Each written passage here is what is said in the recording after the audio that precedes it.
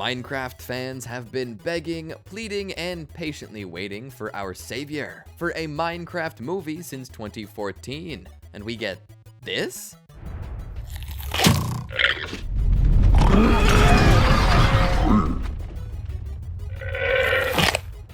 In just a single minute, Warner Bros. Has unleashed perhaps the most hated and controversial piece of art this year. But is the hate understandable, or are people just shocked? Well, I think it's both.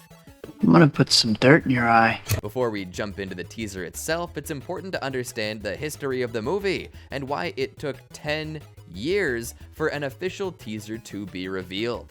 It all started when Mojang began to receive offers from Hollywood producers who wanted to make a TV series based on the game. However, Mojang was not looking for a simple fat check, as they had already accomplished more than what most game companies do in their lifetime. Instead, they were looking for a producer who could create something meaningful that matched their vision. The company that managed to fulfill this criteria was Warner Bros. Pictures. In 2014, they hired Sean Levy, who you might know as the director of Deadpool and Wolverine, or going back a little further, Big Fat Liar, to direct, and the film was slated for a 2018 release. However, just a few months later, Sean and the writers left the project. It wasn't until July 2015 that Warner Bros. Was able to bring Rob McElhenney aboard to direct the movie.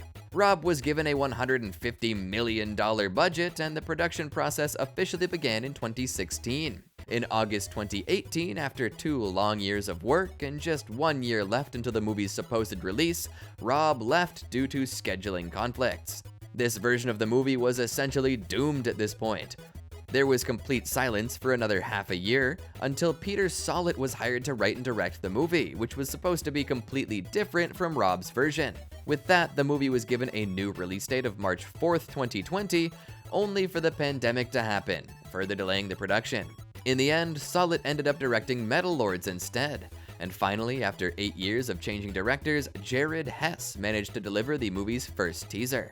Jill Messick, the original co-producer of the movie, passed away in 2018 as well, which is unfortunate because she was not even able to see the official teaser for their movie. At this point, releasing the teaser is a marvelous feat in and of itself, no matter how the movie turns out. Personally, I was excited to hear about the director. Jared Hess, in case you didn't know, is behind amazing movies like Nacho Libre and Napoleon Dynamite. Jared's direction style is generally sort of odd and comedic, which is evident within the teaser. If you take a look at his catalog and people's perception of it, many of his movies can be pretty polarizing. However, the hate for the Minecraft teaser is unprecedented. This response could be very valid, of course, thanks to a variety of factors. Firstly, a live-action movie based on Minecraft is already a concept that sounds impossible to perfect. How in the hell do you combine a pixelated world with actual humans who are not, well, pixelated? Jared tries to answer this question by downloading realistic mods and cranking RTX to max, creating some amazing landscapes. Come on, you have to agree that the scenic shots look amazing. Do you mean to tell me that this shot of an arc mountain, made with blocks through which we can see some beautiful, calm water and hills, is not picturesque?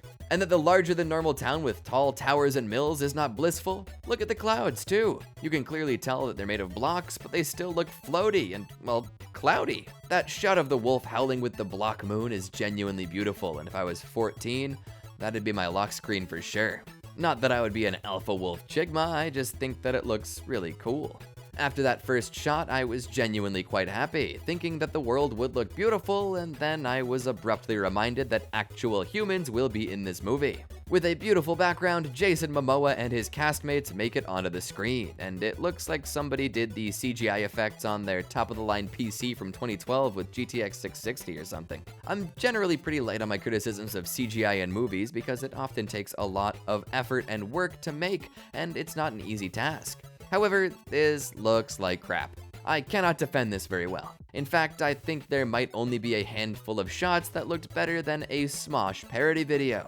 This is probably the biggest criticism that people have for the movie. It just doesn't look right. The phrase live action already has such a negative connotation, with comparable releases going from Dragon Ball Evolution to Borderlands, causing people to write this movie off almost immediately. Like many, I also believe the movie probably should have been animated, where they use the game and play around with it to create an aesthetic blocky style. While it was rumored that the movie was going to be live action ever since the first announcement, I can't look over the timing of this release and how it might have influenced the Warner Bros. Execs' decisions. The One Piece live action turned out to be a major hit, and more recently Sonic, and a little further back Detective Pikachu did really well as well. So the big finance bros at Warner Bros. Must have thought, you know what, let's make a live action movie, cater to kids, and make millions, just like their amazing and compelling Suicide Squad Kill the Justice League, a live service game which ended up losing a whopping $200 million.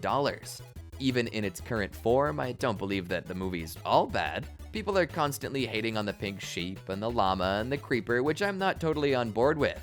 Like, it's a sheep, a pink one. Of course it's gonna look weird and hairy. You wanted the sheep to look pretty and cute? Firstly, it's a sheep.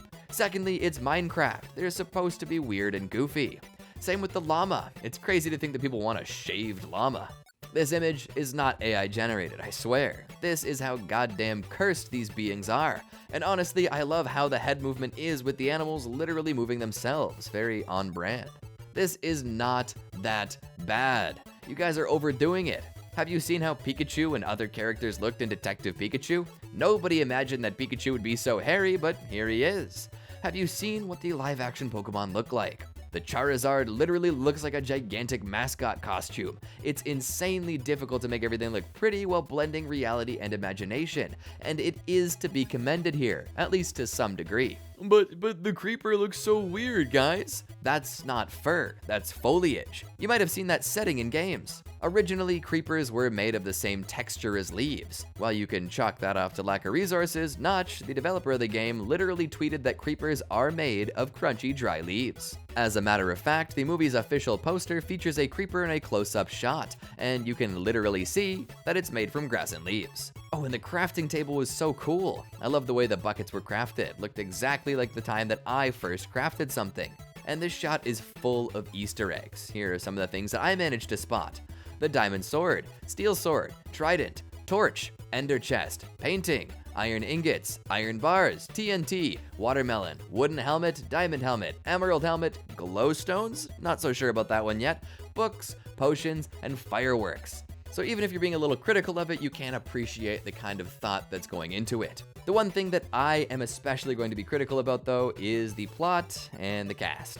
Coming to the plot, the official description goes as follows, and I quote, "For misfits, Garrett the Garbage Man Garrison, played by Jason Momoa, Henry, played by Sebastian Hansen, Natalie, played by Emma Myers, and Dawn, played by Danielle Brooks, find themselves struggling with ordinary problems when they are suddenly pulled through a mysterious portal into the overworld, a bizarre cubic wonderland that thrives on imagination.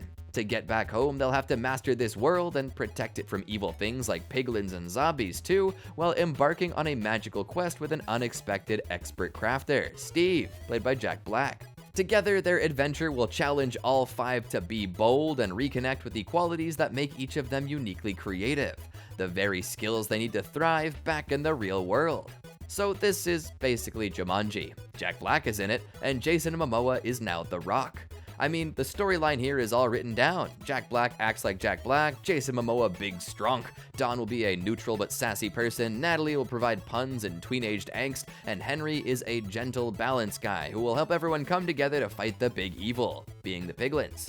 We see a massive mob of piglins using ghasts as a means of transport, and the ghasts look amazing too, but why are they bleeding from their eyes? Anyways, we see piglins in armor with weapons, and these are accurate to the game as well. In this short teaser, we also get to have a look at the Nether Realm, in which we have more of them. While this clearly sets up the story, I find it hard to believe that the piglins are the main villains. There's gotta be something more going on. Maybe the Ender Dragon is pissed off that so many speedrunners keep killing him in record time. Perhaps the story will loosely follow Minecraft story mode, where one of the main characters betrays the others. There's definitely gotta be something more than meets the eye, especially because of the color of the portal the squad enters through. It's blue instead of purple, and the cast can be seen holding a weird blue cube that kinda looks like a tesseract. Anyways, for now, the story can be concluded as such.